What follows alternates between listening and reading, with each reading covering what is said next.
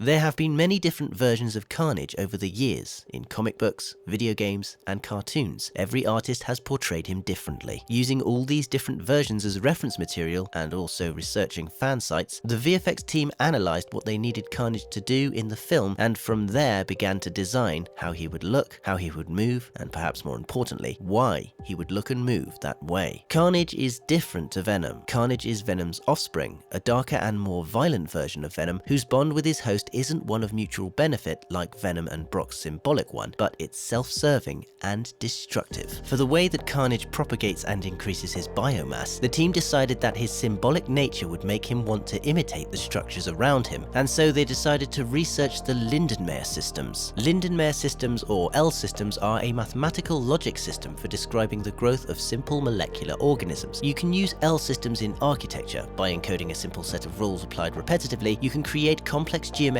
structures from organic forms. You can see this technique best in the final cathedral sequence.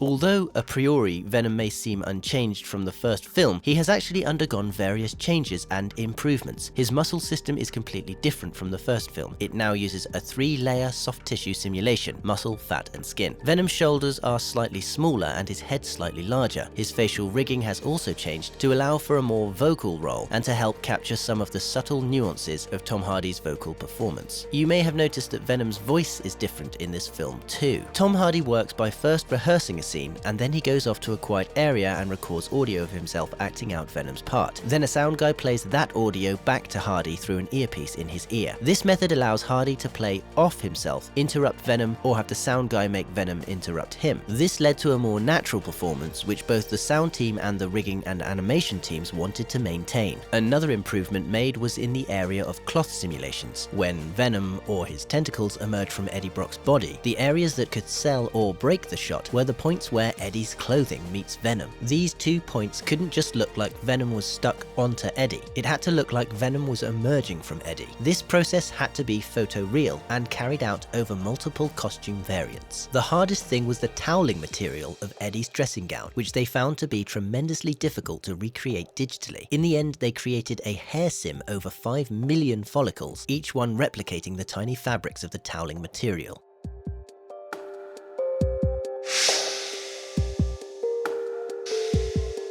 The final fight sequence in San Francisco's Grace Cathedral was the hardest and most time-consuming, and in fact is responsible for nearly half of the film's VFX shots. The team surveyed San Francisco's Grace Cathedral and built an almost exact digital replica except for the main spire, which they made taller, and the scaffolding inside and out was covered in plastic, which ended up being a challenge for the shading and rendering team. The exterior had to be extended and matched to the live-action plates from the set in Leavesden, including fog, moving traffic, street furniture, and the city beyond. On top of this, there were multiple transformations, a lot of dialogue, a large amount of full CG shots, set extensions on almost every plate, and some of the destruction in virtually every shot. Pews are smashed, plastic is ripped, pillars are broken, scaffold collapses, and at one point there's a massive hole in the roof. All of this destruction had to be simulated, and then each stage of it had to be carefully positioned along the timeline of the sequence to ensure destructive continuity throughout the scene.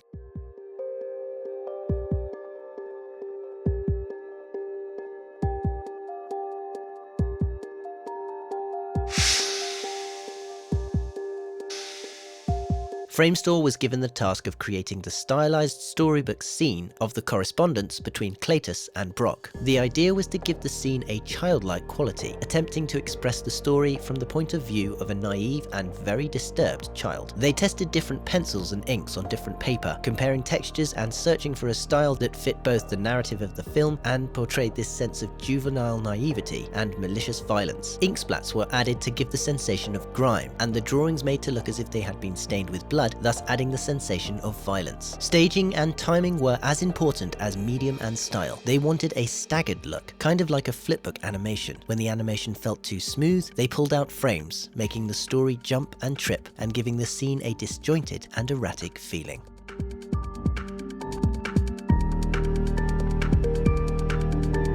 Please give us a like if you enjoyed this video. Don't forget the links to the music used in this video are in the video description, and as always, be sure to let us know in the comment section which movie VFX you'd like to see behind next.